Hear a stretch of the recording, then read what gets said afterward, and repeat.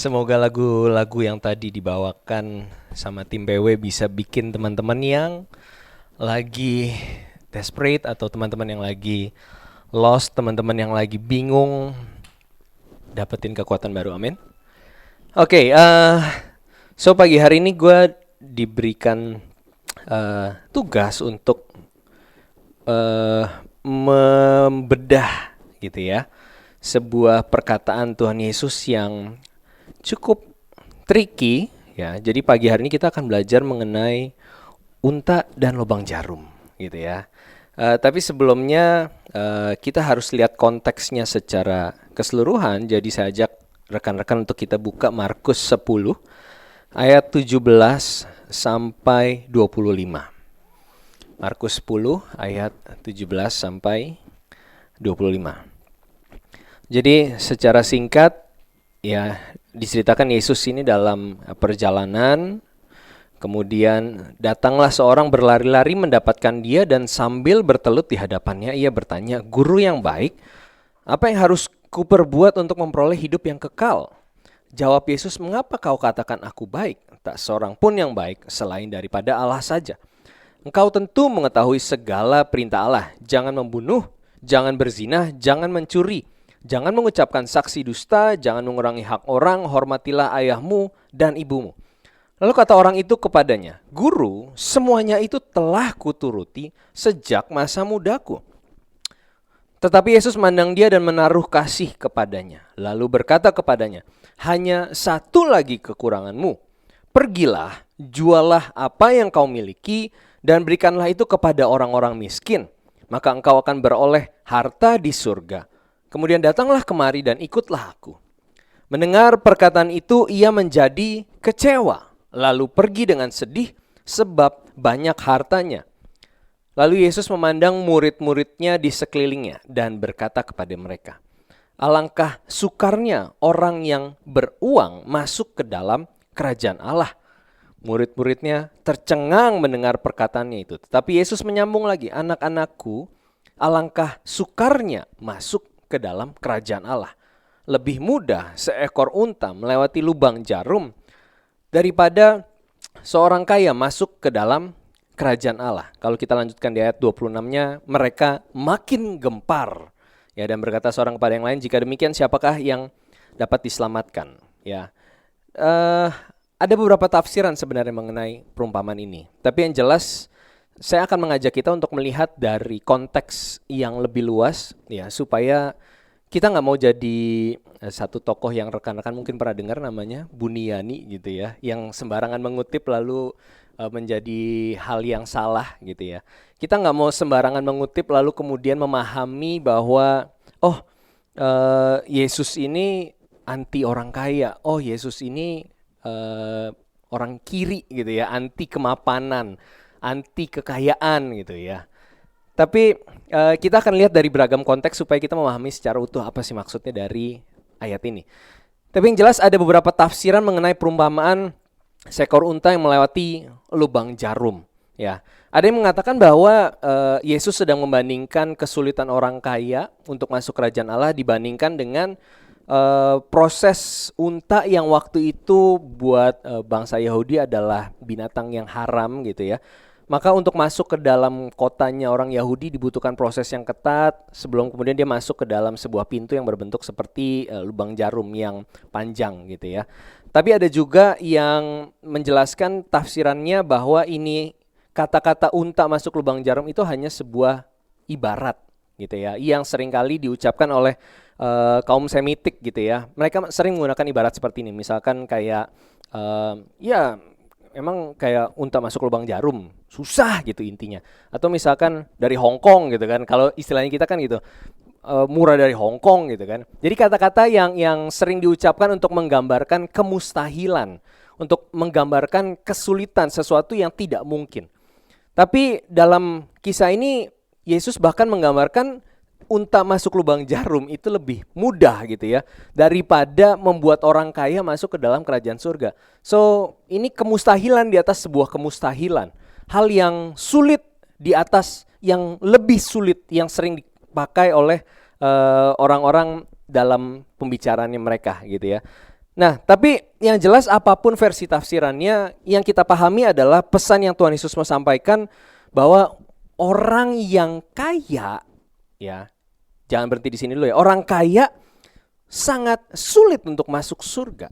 Kemustahilan yang level tertinggi untuk membuat orang kaya bisa masuk surga.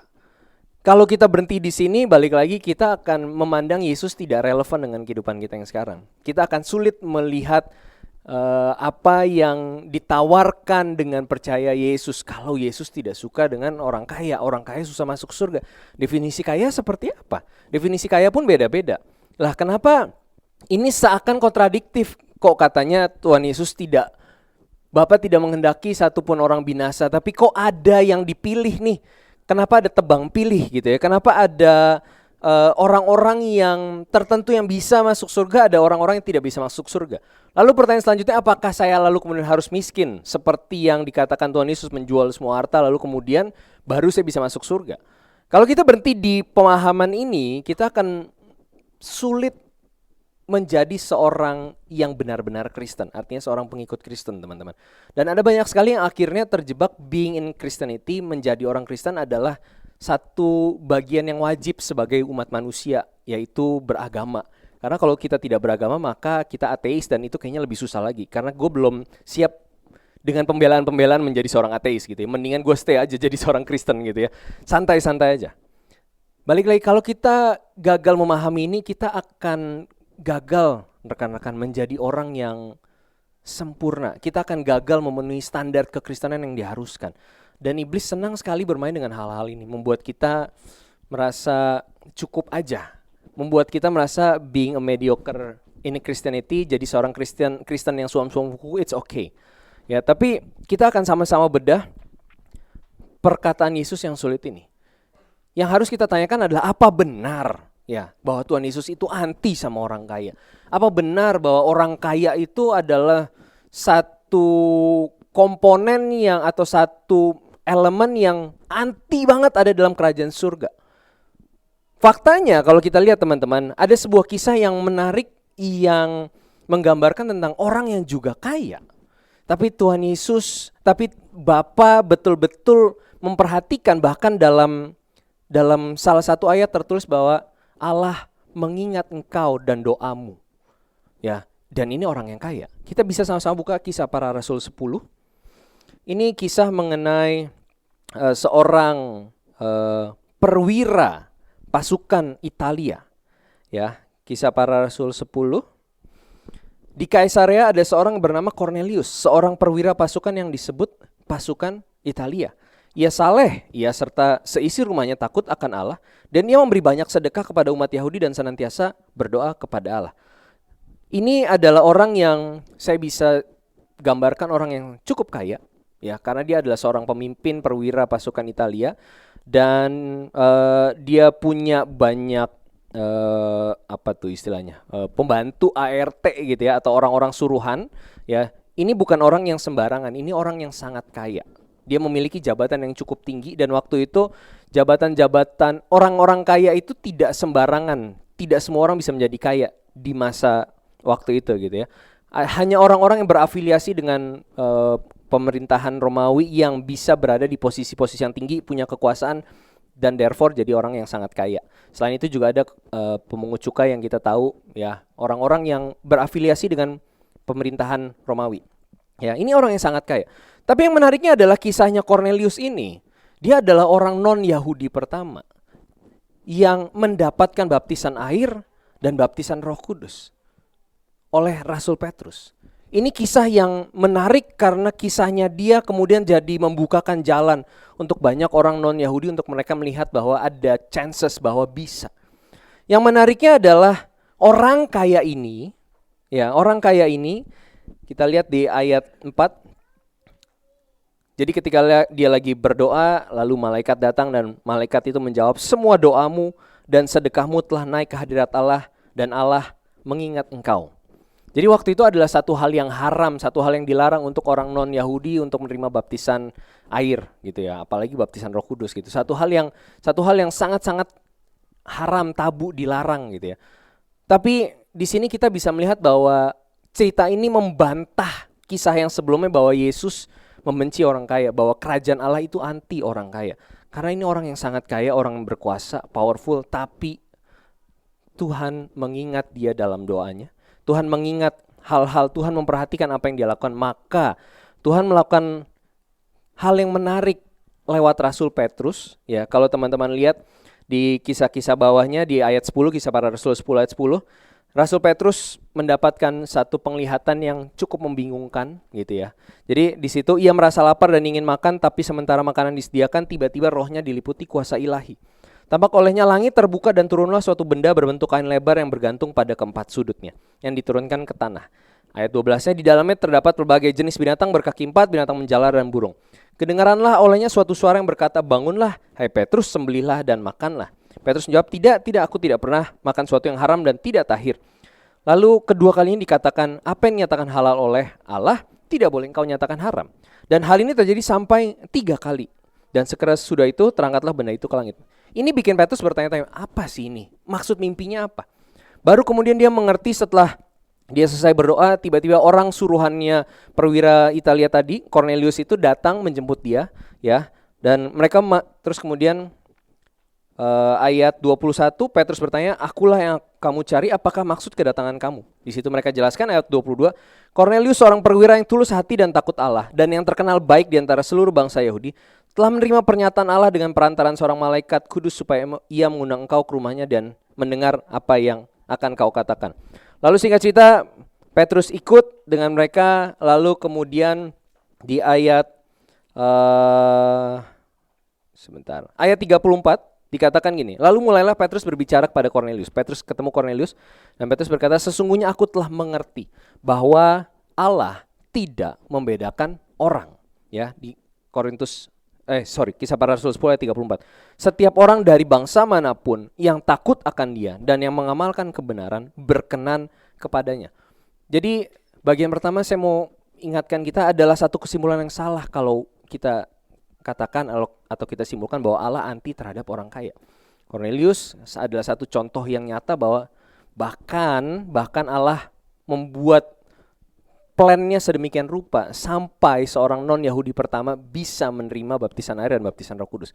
Jadi sangat tidak benar kalau Allah anti orang kaya. Demi Cornelius Allah melakukan banyak hal sampai membuat Rasul Petrus akhirnya mengerti. Dan kalau teman-teman lihat di Kisah Para Rasul 11, Rasul Petrus disidang gitu ya, oleh para murid juga disidang. Kenapa lo baptis dia? Perintah dari Allah. Ya, perintah dari Allah. Jadi bukan soal kekayaan yang membuat kita atau membuat orang ini jadi sukar masuk ke dalam kerajaan surga. Tapi apa yang salah dengan orang yang menghampiri Yesus sampai pernyataan itu keluar bahwa lebih mudah unta masuk ke dalam lubang jarum dibanding orang kaya masuk ke dalam kerajaan surga? Apa yang salah? Sebenarnya kisah mengenai orang kaya ini ada tertulis dalam 3 sudut pandang ya. Teman-teman bisa lihat di Matius, Markus, Lukas. Dari 3 sudut pandang penulis ini kita bisa menemukan profil yang sedikit lebih lengkap ya mengenai siapa orang ini. Yang jelas orang ini adalah seorang pemimpin yang memiliki kekuasaan. Kalau teman-teman baca di Injil Lukas, dikatakan ini seorang pemimpin yang pastinya memiliki kekuasaan. Kemudian jangan lupa orang ini juga adalah orang yang muda. Ya, di Injil Matius dikatakan orang ini yang menghampiri Yesus adalah orang yang muda. Dan kita sama-sama tahu dari ketiga Injil ini juga menyimpulkan hal yang sama bahwa ini orang yang kaya. Walaupun saya nggak tahu mereka taunya dia kayanya dari mana, tidak ada profilnya, tidak ada LinkedIn-nya, tidak ada status jelasnya yang kemudian kita bisa pahami tentang orang ini. Tapi yang jelas ini orang yang kaya mungkin terlihat dari pakaiannya. Karena waktu itu orang yang kaya itu terlihat jelas dari pakaiannya. Ya, dan sehingga ketiga penulis Injil ini melihat bahwa ini orang kaya dan dia masih muda dan dia pemimpin yang memiliki kuasa. Jadi orang ini harusnya cukup dikenal, ya. Nah, yang menarik adalah orang muda ini menghampiri Yesus dan saya melihat ada 2 alasan kenapa orang muda ini menghampiri Yesus. Yang saya nggak tahu mana yang benar alasannya, tapi saya coba mereka-reka. Dari kisah ini saya coba mereka-reka. Setidak-tidak ada 2 alasan yang saya lihat mengapa orang muda yang punya kuasa, yang punya kekuasaan, yang kaya ini menghampiri Yesus untuk bertanya. Ya, ingat dia terburu-buru, dia tergopoh-gopoh dan dia bertanya sama Yesus, apalagi yang harus aku lakukan? So, setidak-tidak gue melihat ada 2 alasan kenapa orang ini menghampiri Yesus. Yang pertama, Mungkin orang muda ini adalah orang yang benar-benar haus dan lapar akan kebenaran. Sehingga saat dia menghampiri Yesus, maka dia betul-betul membutuhkan kebenaran. Ini orang yang mencari kebenaran. Tuhan, apalagi yang harus aku lakukan? Tell me, apalagi yang harus aku lakukan? Karena orang ini mendengar tentang sosok Yesus yang pengajaran-pengajarannya revolusioner, hal-hal yang dia kerjakan, tanda-tanda yang dia kerjakan. Orang ini mulai menaruh percaya sama pribadi Yesus, lalu kemudian dia menghampiri dan dia bertanya, apalagi yang harus saya lakukan? Please tell me, I need to know. So, yang pertama bisa jadi ini orang yang benar-benar haus dan lapar akan kebenaran. Dia butuh tahu, Tuhan kasih tahu aku apa yang harus aku lakukan, apalagi yang harus aku lakukan. Atau yang kedua, ini bukan orang yang haus dan lapar akan kebenaran. Ini bukan orang yang mencari kebenaran. Tapi bisa jadi ini adalah orang yang mencari pembenaran. Ini orang yang, Tuhan aku udah lakuin ini loh, bener kan? Aku udah lakuin semua loh, coba apa yang harus aku lakukan? Begitu Tuhan Yesus katakan, ini, aku udah lakuin itu dari muda. Udah dong, bener dong, aku benar dong. Ini mungkin alasan yang kedua. Dia membutuhkan konfirmasi atas tindakannya. Dia membutuhkan pembenaran atas apa yang selama ini udah gue lakukan. Itu akan membuat gue masuk surga. Kalau yang kedua, harusnya ekspektasinya dia adalah dibenarkan oleh Yesus. Oh benar, wow, well done, you're good gitu ya. Ya luar biasa, nih saya ada medali nih, medali surga nih kebetulan bawa nih, silakan, selamat ya kamu udah berhasil. Mungkin itu yang diharapkan. Tapi yang kita tahu kemudian di ayat berikutnya dikatakan orang ini, apa responnya setelah Tuhan Yesus memberikan jawaban? Kecewa, dia kecewa. Kita sama-sama tahu bahwa kecewa adalah gap antara ekspektasi dengan realita. So this young man, orang muda ini, dia punya ekspektasi. Dia punya harapan bahwa dia punya bayangan bahwa apa yang dia lakukan selama ini akan memberikan jaminan untuk dia memperoleh kehidupan yang kekal. Bahwa apa yang dia lakukan ini sudah benar. Itu ekspektasinya dia. Tapi yang mengejutkan adalah kemudian jawaban Yesus yang mengeluarkan hal-hal pernyataan yang menurut dia gak make sense. Serius. Wow. Lalu kemudian harapan akan masuk surga menjadi jauh sekali buat dia. Dari yang tadinya very close untuk saya bisa, kayaknya nih saya udah bener nih. Yang udah saya lakukan kayaknya udah banyak nih. Udah oke banget nih. Istilahnya saya mungkin udah 9,5 out of 10. Ya. Nah tinggal butuh stempel nih dari Tuhan Yesus. Tinggal butuh stempel nih untuk mengkonfirmasi bahwa saya udah benar. Tapi terus kemudian waktu dia bertanya Tuhan, dan dia tanya apa lagi yang udah harus aku lakukan? Semua udah loh. I just need that 0.5 point untuk mengkonfirmasi bahwa saya layak masuk surga. Tapi terus kemudian Yesus bilang hal yang mengejutkan. Jual segala milikmu, ikutlah aku. Bang! Waktu dia dengar itu, dari 9,5 menjadi 1 out of 10. Jadi jauh banget, gapnya jadi jauh banget. Dan dia mulai melihat itu sesuatu yang mustahil. Kenapa? Karena apa respon dia setelah kecewa? Dia meninggalkan Yesus. Dia melihat, nggak mungkin, nggak masuk akal. Lalu gua rasa mungkin dalam pikirannya dia mulai bermain. Nggak mungkin, ini Tuhan nggak mungkin kayak begini nih. Nggak mungkin nih, kan gue udah ngelakuin semua yang dilakukan semua yang dikatakan harus dilakukan. Pengajaran-pengajaran yang aku terima mengatakan harus lakukan ini. Aku melakukan semuanya. Itulah kenapa aku menjadi seorang muda yang memimpin, punya kuasa dan kaya. Saya sudah melakukan semuanya. Bahkan mungkin kenalan-kenalannya orang-orang gereja, orang-orang agama waktu itu sudah menstempel. Mungkin dia orangnya mungkin ya, kalau lagi ada ibadah gitu dia duduk paling depan. Muda, kaya, pemimpin gitu kan, dia duduk depan. Mungkin dia dapat legitimasi dari pemimpin-pemimpin agama saat itu bahwa you're good. Dan dia butuh sedikit saja konfirmasi dari sosok yang diagung-agungkan orang. Dan dia berpikir bahwa orang ini akan menjawab, it's okay, you're good.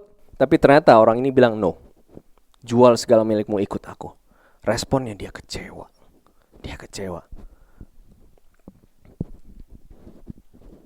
Dari responnya ini kita bisa melihat bahwa ini orang yang kedua. Ini bukan orang yang mencari kebenaran, tapi orang yang mencari pembenaran. Dia bukan orang yang terus bertanya sama Tuhan. Tuhan, apalagi yang harus aku bereskan? Apalagi yang aku harus kuras? Apalagi yang harus aku keluarkan? Tuhan, bongkar hati dan pikiranku. Selidiki aku, lihat hatiku. Gue rasa mungkin dia bukan orang yang bernyanyi seperti itu. Karena dia merasa sudah baik-baik saja. Karena dia kecewa dan dia marah dan dia meninggalkan Tuhan. Kenapa orang ini responnya seperti itu? Ini satu pertanyaan yang akan sama-sama kita gali siang hari ini. Why? Dan bisa aja sebenarnya kita jadi seperti orang ini. Bisa jadi mungkin kita orang ini selama ini. Sementara seharusnya kita harus menunjukkan respon yang berbeda seperti Zakheus, orang kaya juga. Tahu kisah Zakheus? Ya. Balik lagi, dia adalah kepala pemungut cukai di Lukas 19, teman-teman bisa buka Lukas 19. Ya. Dia kepala pemungut cukai di Yeriko. Dia kelihatannya dia mengepalai para pemungut cukai lain di Yeriko dan sekitarnya. Sementara distrik di sekitar Yeriko ini cukup subur dan produktif, jadi pajaknya bagus nih ya, numbersnya bagus dari daerahnya Zakheus. Dan Zakheus ini kelihatannya adalah pemungut cukai yang banyak melakukan kecurangan. Nanti kita akan temukan di ayat-ayat berikutnya. Singkat cerita, kita tahu bahwa Yesus datang, lalu Zakheus penasaran ya dengan kehebohan ini, dan dia mungkin sudah pernah mendengar tentang sosok ini yang memberikan tanda-tanda, memberikan pengampunan. Dia penasaran dengan sosok ini, dan gue rasa dia adalah orang yang sudah semi hancur gitu ya, sudah semi hancur karena dia kinda desperate gitu ya. Lalu kemudian dia ketemu Yesus dan Yesus bilang, Zakheus segeralah turun, sebab hari ini aku harus menumpang di rumahmu. Lalu Zakheus segera turun dan menerima Yesus dengan sukacita. Jadi ada satu guilty feelings, jadi ada satu perasaan yang aku ini kotor, aku ini kayaknya gak layak masuk kerajaan surga. Ini ada satu perasaan yang memang sudah hancur. Ada satu perasaan yang kalau saya terka, satu perasaan yang sudah desperate bahwa he has no chance untuk masuk ke dalam kerajaan surga. Maka begitu sosok ini mau datang ke rumahnya, yang dia tahu harusnya ini sesuatu hal yang tidak mungkin. Ya, karena kita tahu respon orang-orang Farisi saat itu, setelah itu mereka akan bilang, kok ngumpul sih sama orang berdosa. So harusnya reputasinya dia sudah sangat well known bahwa dia adalah orang yang musuh masyarakat, right? Makanya waktu Yesus memberikan respon yang berbeda, dia menjadi sukacita. Lihat ayat 7 katakan, semua orang yang melihat hal itu bersungut-sungut. Katanya, ia menumpang di rumah orang berdosa. Singkat cerita, terjadi pembicaraan mungkin dalam perjalanan ke rumahnya. Lalu kemudian Zakheus yang sudah dalam kondisi hancur, ya, dalam kondisi sudah desperate, lalu kemudian dia melihat hope. Nggak butuh waktu lama, nggak ada perintah dari Tuhan Yesus. Di sini setidak-tidaknya kita tahu tidak ada perintah dari Tuhan Yesus seperti yang diterima oleh orang muda yang tadi, yang menghampiri Yesus, right? Nggak ada perintah. Tapi Zakheus yang tahu betapa najis dirinya, betapa tidak layak dirinya, dan saat dia mendapatkan kesempatan untuk dihampiri oleh Yesus, tanpa babi bu, ayat 8 katakan, Zakheus berdiri dan berkata kepada Tuhan, Tuhan, setengah dari milikku akan kuberikan kepada orang miskin, dan sekiranya ada sesuatu yang kuperas dari seseorang akan kukembalikan 4 kali lipat. Ini respon yang meluap-luap dari dalam hati orang yang betul-betul merasa, menyadari bahwa dia sudah diselamatkan. Ini respon natural dari orang yang betul-betul girang karena dia tahu di dalam Yesus ini kesempatan yang bikin gue yang dari tadinya tidak layak sekarang menjadi layak. Lihat, ada dua respon yang berbeda dari orang yang sama-sama kaya. Yang satu waktu dia menghampiri karena dia mencari pembenaran, begitu Yesus katakan the truth, dia kecewa lalu dia meninggalkan. Orang ini Yesus belum memberikan instruksi apapun. Orang ini begitu Yesus mengatakan aku mau ke rumahmu, langsung dia melihat hope itu dan langsung dia katakan aku mau serahkan setengah milikku. Mungkin beberapa bilang cuma setengah, 100% lah. Pada waktu itu biasa tuh orang-orang memberikan 1/5 dari kekayaannya untuk didonasikan atau disumbangkan. 1/5 means 20%. Tapi ini satu langkah yang radikal karena dia menyerahkan 50%-nya. Satu hal yang di luar hukum pada waktu itu. Sebenarnya kalau dia mengikuti hukum, cukup berapa? 1/5. 20% aja udah cukup. You see, kalau orang yang masih membatasi dirinya, dia akan melihat batasan-batasannya di mana. Dia melihat, oh saya tahu hukumnya. Hukumnya katakan 1/5 aja, cukup. Maka harusnya kalau dia belum benar-benar menyerahkan hidupnya buat Tuhan, okay, I know the rules, 1/5 aja. Tuhan, aku akan menyerahkan 1/5 untuk kuserahkan kepada orang-orang miskin. Tapi ini orang yang hancur. Ini orang yang bersedia diproses sama Tuhan. Ini orang yang bersedia melepaskan ikatan atas harta miliknya. Maka dia katakan, aku akan menyerahkan setengah dari milikku kepada orang miskin. Langkah yang radikal buat dia. Gua udah gak peduli hukum. Hukumnya katakan 1/5, no. Gue mau serahkan setengah dari milikku. Dan kemudian di situ katakan apa? Sekiranya ada sesuatu yang kuperas dari seseorang, dia tahu dia pernah mau memeras orang. Ya, akan ku kembalikan 4 kali lipat. Ini juga hukum juga di perjanjian lama, dikatakan bahwa kalau misalkan ada peras itu kamu harus mengembalikan 4 kali lipat. So dia tahu bahwa dia menyadari dan dia mengakui saya melakukan kesalahan. Ini nggak sempat dibongkar sama Tuhan Yesus. Ini nggak sempat dibongkar, tapi dia tahu bahwa I'm a sinner, dan aku akan melakukan bagianku. Sama-sama orang kaya, tapi yang kedua memiliki respon yang berbeda. Waktu dihampiri oleh Yesus. Orang muda kaya tadi dia punya chances saat Yesus bilang, saat dia menghampiri Yesus dan Yesus membuka tangannya istilahnya. Karena kan Yesus memandangnya dengan kasih kan. Yesus membuka tangannya, oke, apa yang kamu butuhkan? Tapi waktu Yesus kasih tahu the truth, dia menolak, dia kecewa dan dia mundur. So, ini yang dimaksud dengan orang yang kaya sulit masuk kerajaan surga. Karena orang kaya, kita akan rephrase supaya tidak salah paham. Orang kaya ya means orang yang mencintai dunia. So if you're rich tapi kamu tidak mencintai dunia, that's okay. Tapi di sini adalah orang yang mencintai dunia, orang yang tidak rela melepaskan, orang yang masih memegang apa yang jadi miliknya. Ini yang sukar masuk surga. Ada satu kisah yang menarik, teman-teman, di Lukas 12 ayat 13 sampai 21. Ini juga soal kekayaan juga, soal warisan juga yang akan memperkuat pembahasan hari ini. Lalu seorang dari orang banyak itu, Lukas 12 ayat 13 sampai 21, berkata kepada Yesus, "Guru, katakanlah kepada saudaraku supaya berbagi warisan dengan aku." Ini orang nyamperin Yesus buat ngurusin hal-hal yang warisan, gitu ya. Maka respon Tuhan Yesus, "Siapakah yang telah mengangkat aku menjadi hakim atau pengantara atas kamu?" Atau Tuhan Yesus bilang, "Urusan gini lo nyamperin gua, cuy. Ini bukan urusan gua. Lo kalau ngikutin gua, lo tahu apa yang gua ajarkan. Lo tahu apa yang penting buat gua. Tapi lo nanyain urusan warisan ke gua." Sama seperti ada orang yang nanya, "Nanti di surga nikahnya sama siapa?" Ya, kan dia cerita kan, dia meninggal terus kemudian menikah sama, ada peraturan-peraturan Yahudi kan. Nanti dia nanya, "Terus di surga sama siapa?" Ini yang Yesus marah. Kalau lo nyamperin gua, lo udah denger pengajaran-pengajaran gua, lo udah tahu tanda-tanda gua, ya, hal-hal gini harusnya nggak lo tanyain lagi sama gua. Makanya Yesus bilang, "Siapa yang ngangkat aku menjadi hakim atau pengantara atas kamu?" Lo harus ke sana ke notaris ya. Ya, lo harusnya ke notaris, jangan ke gua urusan gini. Katanya lagi kepadanya, ini yang membuat akhirnya gua rasa Yesus geram dengan, "Oh please deh, lo nyamperin gua buat nanya kayak gitu."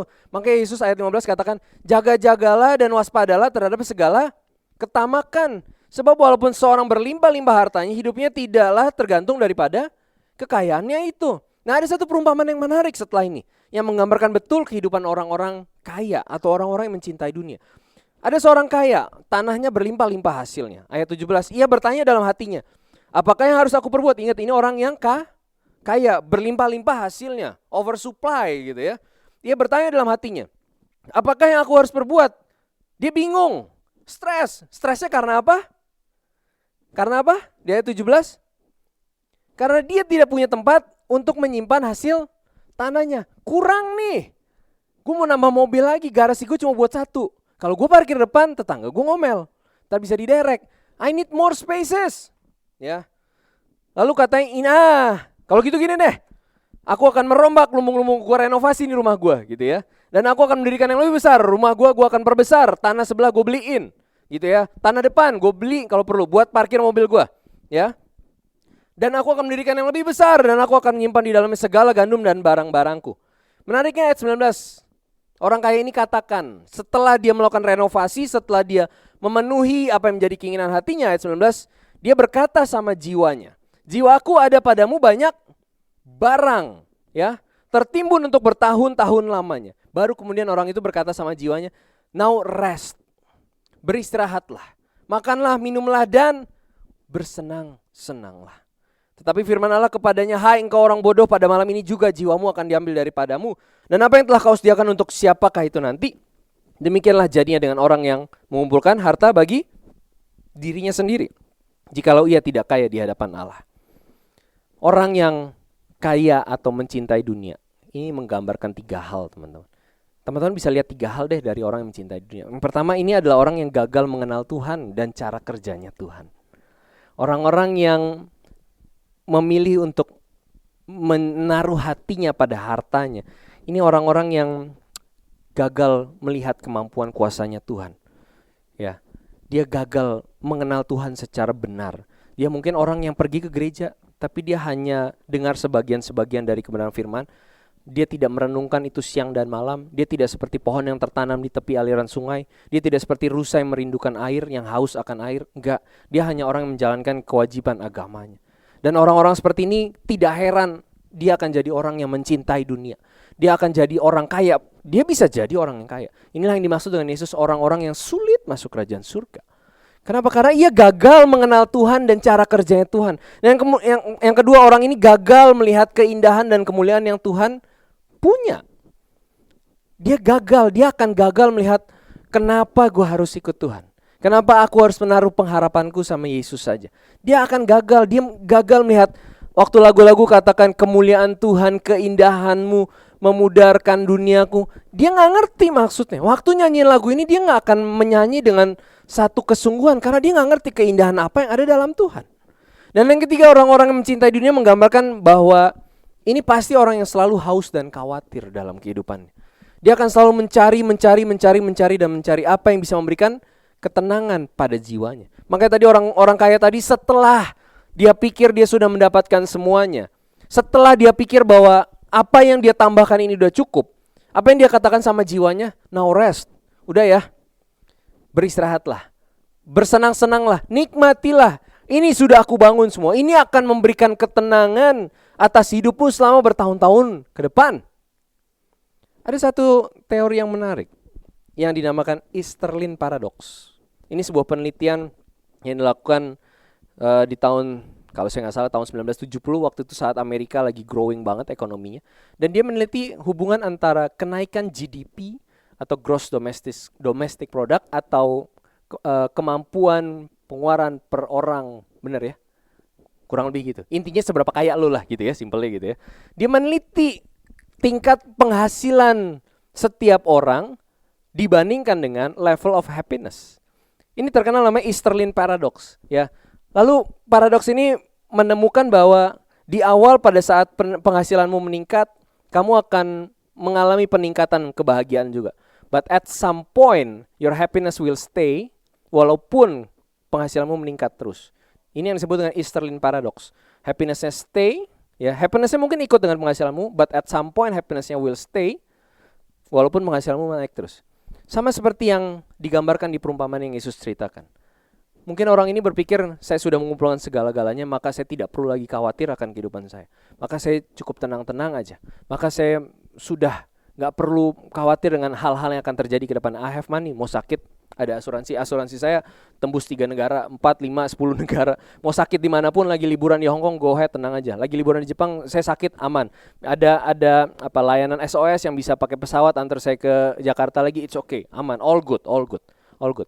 Tapi di sini katakan kalau malam ini jiwamu diambil daripadamu, apakah hartamu akan menyelamatkan engkau? Kalau malam ini juga engkau diselesaikan cerita kehidupanmu, apakah yang engkau akan punya bisa kau pakai untuk nge-bribe, untuk menyuap malaikat penjaga kerajaan Allah gitu ya? Inilah bolehlah, gue transfer deh ke lo. No gitu. It will not help you untuk masuk ke dalam kerajaan Allah. Inilah kenapa waktu orang muda itu nyamperin, Yesus bilang susah. Gue rasa Yesus ngomongnya kayak gini gitu ya. Lagi ngobrol tentang susah lah bro. Lebih mudah unta masuk lubang jarum daripada orang kaya masuk kerajaan surga. Ya kemudian itu terdokumentasi dalam jadi pembahasan kita. Tapi gue rasa waktu itu Yesus ngomongnya juga santai gitu ya, sama murid-muridnya. Susah lah. Pernah kan gitu kan sama tongkrongan kita ya. Gak bisa lah, susah orang kayak gitu mah. Bertobatnya susah gitu. Yesus gue rasa ngomongnya juga gitu. Susah. Kalau kita gagal ngelihat konteks lengkap dari pengajaran Yesus, maka kita akan lihat, ih lo anti sama orang kaya ya? Lo anti ya? No. Tapi respon orang itu yang membuat Yesus udah tahu. Yesusnya udah tahu gitu ya. Tuh lo lihat tuh responnya tuh. Mungkin ada bagian yang tidak tertulis gitu ya.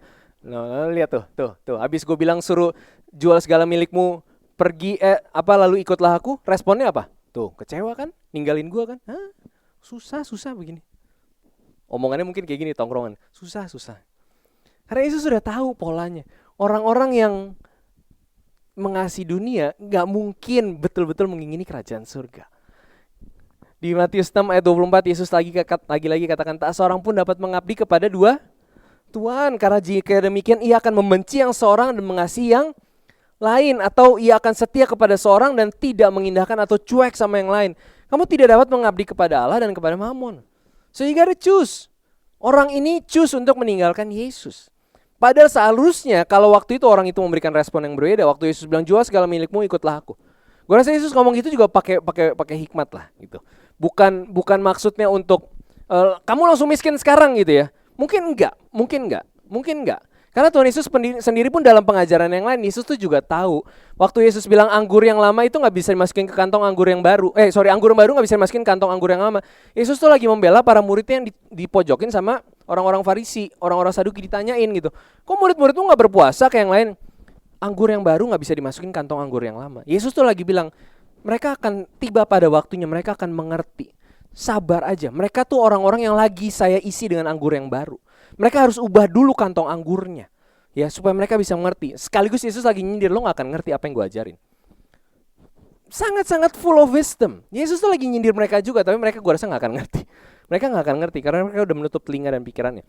Tapi gak mungkin, Yesus literally maksudnya bilang, mungkin pun seperti itu, Yesus maksudnya seperti itu.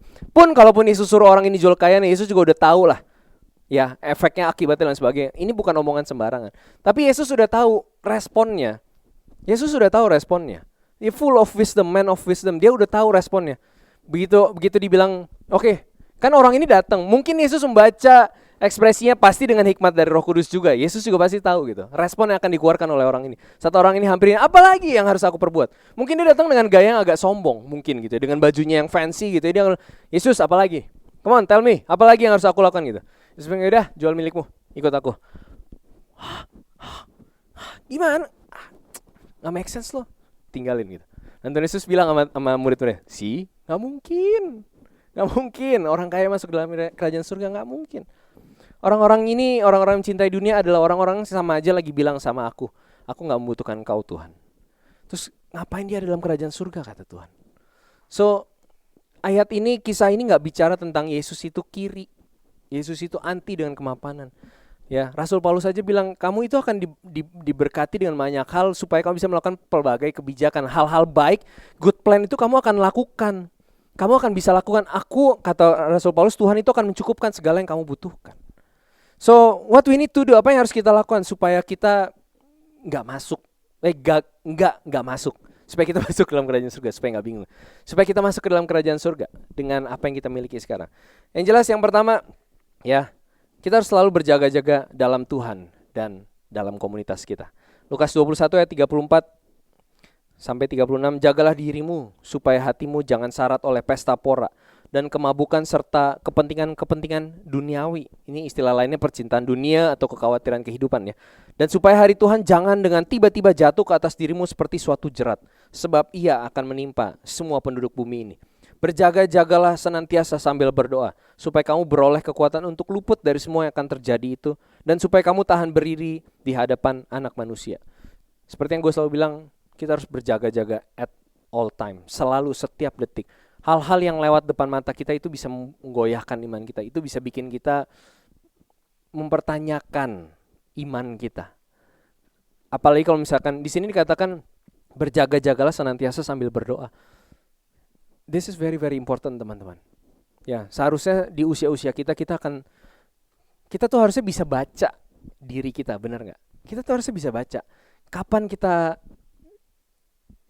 at the lowest point of our life, respon natural kita akan seperti apa, waktu kita ada masalah kita akan seperti apa, waktu kita tiba-tiba bisa emosional, waktu kita tiba-tiba bisa jadi sangat-sangat jahat sama orang, waktu tiba-tiba kita bisa jadi pribadi yang sangat-sangat menyebalkan. Itu kita harusnya bisa baca diri kita.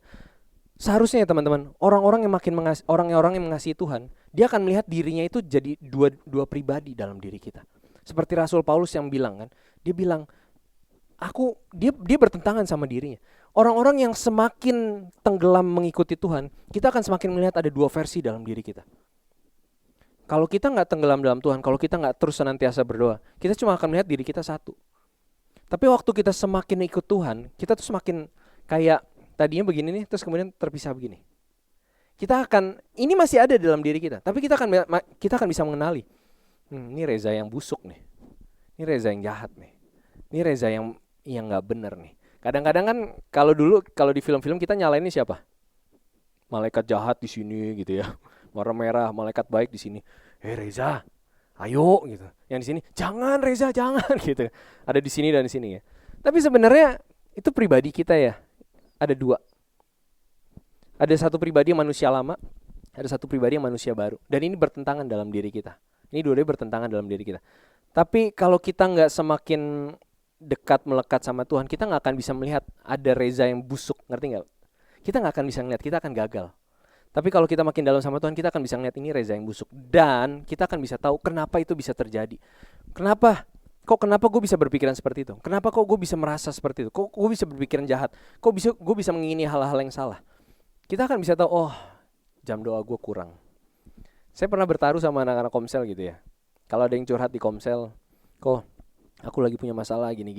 Terus saya bilang sama leader-leader di komsel, bercanda aja gitu. Pasti jam doanya kurang. Terus langsung gue tembak, jam doamu gimana? Iya, aku lagi agak jauh sama Tuhan. Patternnya begitu. Saya bukan baru di dunia pelayanan, jadi saya udah sering kali nanya sama orang, jam doamu gimana? Ya aku udah lama sih kok gak gereja. Patternnya kelihatan. Orang-orang yang terus tetaplah berdoa, orang-orang yang terus berjaga-jaga senantiasa berdoa tetap dalam Tuhan gitu ya. Ini kalau ada masalah, iya tahu ada masalah, tapi gak akan sampai orang yang aduh pusing dan sebagainya. Karena dia tahu dia punya Allah yang berkuasa atas segalanya. Dia punya Allah yang maha tahu. Dia punya Allah yang bekerja dalam beragam dimensi sudut pandang. Waktu kita pikir Allah diam aja, di sebelah sana tuh Allah lagi ngerjain satu hal. Ingat kisahnya Cornelius tadi, Cornelius tuh cuma ngapain? Dia cuma doa aja. Dia cuma doa dan seisi rumahnya itu percaya loh. Berarti artinya selain berdoa dia juga mengajarkan, dia juga ingat Cornelius tadi dikatakan di kisah para rasul 10, Cornelius ini orang yang dikenal baik. Dia bukan orang yang sembarangan sama hidupnya. Dia orang yang bernilai tinggi. Tapi waktu itu hukum tidak membuat dia layak mendapatkan baptisan air. Tapi lihat dalam doanya, dalam ketekunannya, dalam kesetiaannya dia, Tuhan bekerja. Tuhan nggak langsung bilang ke Cornelius loh, tunggu ya nanti kamu mau dibaptis. Enggak. Malaikat cuma bilang Allah mendengar doamu, Allah mengingat engkau. Lalu di situ kemudian Allah bekerja. Dia ngajarin dulu Rasul Petrus. Karena Rasul Petrus pasti nolak. Lu bayangin kalau misalnya orang suruhannya Cornelius kucuk-kucuk datang, Pak dipanggil Pak Cornelius, Bapak disuruh baptis Cornelius. No, gak bisa, gue bisa di sidang. Ini hal yang haram, ini gak boleh. Tapi lihat cara Allah bekerja, Allah memberikan penglihatan dulu sama Cornelius. Dan Allah kasih tahu sama Cornelius, apa yang halal bagi Allah. Ya, apa yang diperbolehkan Allah. Kamu gak bisa tolak itu. Kalau aku katakan ya, kamu lakukan. Ketaatan yang sempurna. Maka waktu dia baru ketemu Cornelius dan kemudian Cornelius ceritain, baru dia bilang, oh sekarang gue ngerti maksud mimpi gue tadi. Orang-orang yang mengasihi Tuhan, seperti yang Rasul Paulus katakan buat di jemaat Tesalonika, ini gak sulit untuk tetap berdoa, untuk mengucap syukur, ya, untuk senantiasa bahagia. Kenapa? Karena ini orang yang udah tahu dia punya Allah yang kuat. Kadang-kadang kita pikir ayat itu tuh menyuruh kita untuk tetap berdoa, untuk mengucap syukur dalam segala hal, right? Ayat itu bilang kita harus mengucap syukur dalam segala hal. Terus kemudian begitu kita ada masalah, kita paksakan diri kita harus mengucap syukur, harus mengucap syukur, harus mengucap syukur. Jadi begitu ada masalah, puji Tuhan, haleluya, puji Tuhan, haleluya. Padahal kekhawatiran tetap ada, halo? Ya mama saya kayak gitu tuh. Kalau ada masalah gitu, haleluya, puji Tuhan, haleluya, puji Tuhan. Tapi matanya masih khawatir. Tahu kan muka orang tua khawatir, tahu kan? Ya, haleluya, puji Tuhan, haleluya, puji Tuhan, haleluya, puji Tuhan. Seolah-olah kata-kata itu jadi sebuah mantra. Tapi ayat itu tuh gak nyuruh kita untuk mengucap syukur dalam segala hal supaya masalah kita settled. No, ayat itu bilang orang-orang yang udah mengasihi Tuhan itu dia akan tenang di dalam Tuhan, tenang di dalam badai. Kenapa? Karena dia tahu Allah itu bekerja dalam segala hal untuk mendatangkan kebaikan bagi orang-orang yang mengasihi dia. Maka tidak sulit untuk dia tetap berdoa, untuk dia tetap mengucap syukur. Kenapa? Karena jiwanya tenang. Tapi orang-orang yang mencintai dunia, ini orang-orang terus merasa khawatir dengan kehidupannya. Inilah kenapa orang-orang seperti ini tidak mungkin percaya sama Tuhan. Gimana bisa masuk kerajaan surga? Lu gak percaya sama gue. Tapi aku mengimani engkau. Tapi kamu tidak percaya sama aku. Imanmu itu harusnya menyatakan kamu menyerahkan segala kepercayaanmu sama tanganku.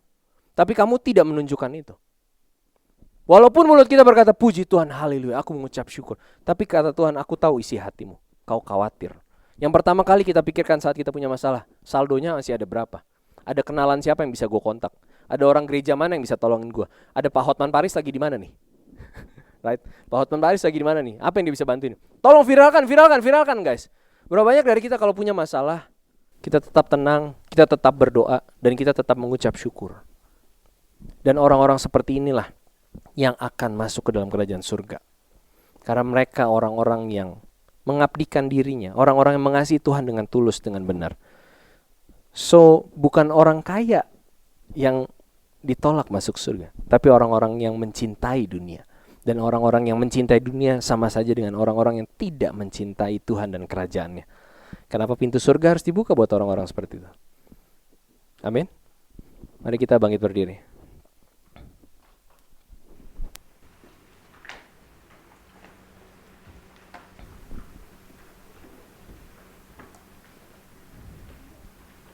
Semoga pembahasan hari ini tidak terlalu berat, tapi saya encourage teman-teman, pemahaman kita akan Tuhan akan semakin lengkap, semakin sempurna saat kita betul-betul haus dan lapar akan kebenaran.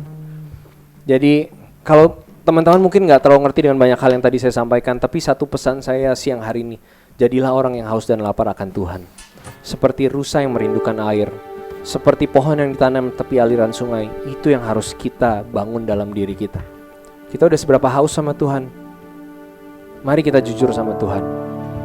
Kita gak tahu waktu hidup kita berapa lama lagi. Tapi pada waktu itu datang, waktu kisah hidup kita selesai, berapa nilai kita di hadapan Tuhan? Siang ini bukan waktunya untuk kamu lebih mengerti tentang Alkitab, tapi siang ini waktunya untuk kita bertobat di hadapan Tuhan. Siang hari ini bukan cuma satu rutinitas ibadah lagi yang sudah kita lakukan, tapi siang hari ini waktunya kamu buka hatimu sama Tuhan. Minta Tuhan perbaiki, minta Tuhan koreksi. Cek dirimu, minta Roh Kudus untuk tunjukin hal-hal apa yang salah dalam hatimu. Minta Roh Kudus untuk bukain hal apa yang selama ini kamu masih pegang, kamu masih jaga. Let's do it siang ini. It's not about me, it's not about apa yang saya sampaikan. Ini bukan soal bagaimana saya cara menyampaikannya, tapi ada pesan Tuhan yang kuat yang Tuhan mau sampaikan buat kita malam hari ini. Tuhan mau kita buka hati kita. Apa yang masih kita pegang selama ini? Tuhan udah benar-benar jadi Tuhan atas hidup kita atau belum? Kita udah benar-benar menyerahkan semuanya sama Tuhan atau belum? Dan kemudian yang kedua, kamu udah benar-benar haus dan lapar akan Tuhan atau belum? Kalau belum, jadiin siang ini momen. Jadiin siang ini a momentum untuk kita balik lagi, untuk kita lagi-lagi temuin haus dan lapar kita akan Tuhan. Jangan pertemuan setiap minggu ini cuma jadi satu rutinitas, tapi catch setiap strong message yang Tuhan mau sampaikan. Ya, lagu-lagu tadi bilang bahwa kamu akan tenang di dalam Tuhan, tapi benarkah kita sudah menaruh percaya sama Tuhan? That's the question yang kita harus tanyain setiap harinya, setiap detiknya. Siapa kita di hadapan Tuhan? Siapa Tuhan di hadapan kita? Udah gak kita merasa tenang waktu kita berdoa? Udah gak kita merasa kenyang waktu kita berdoa? Udah belum kita merasa damai waktu kita berdoa? Udah gak kita merasa kehangatan waktu kita berdoa? Udah gak we find joy waktu kita berdoa? Atau kita merasa kekeringan waktu kita berdoa? Maka pesan Tuhan siang hari ini, jual segala milikmu, lepaskan kepemilikanmu atas apapun yang kamu pikir bisa memberikan ketenangan buat jiwamu selain aku, kata Tuhan. Buat kita yang sungguh-sungguh mau digarap sama Tuhan, yang mau diajar sama Tuhan, yang mau dihajar sama Tuhan, kita angkat tangan kita. Bapa, Engkau tahu hati setiap kami. Bapa, Engkau tahu pergumulan setiap kami. Engkau tahu isi hati kami. Engkau tahu sikap hati kami sama Engkau. Tapi siang hari ini, pagi hari ini, dengan sadar kami mau menyerahkan kepemilikan kami sama Tuhan. Kami mau menyerahkan hati dan pikiran kami sama Tuhan. Kami mau menyerahkan apa yang selama ini kami anggap berharga di hidup kami dan kami gantikan dengan Engkau. Bapa, Engkau berkati setiap tangan yang terangkat, biar hari-hari hidup kami, hari-hari hidup setiap anak-anak-Mu di tempat ini, Roh Kudus pimpin mereka, bukakan setiap hal, setiap rahasia-rahasia yang tersembunyi, supaya kami semakin jatuh cinta akan Engkau, dan kami menemukan kemuliaan dan keindahan-Mu Bapa. Terima kasih Bapa.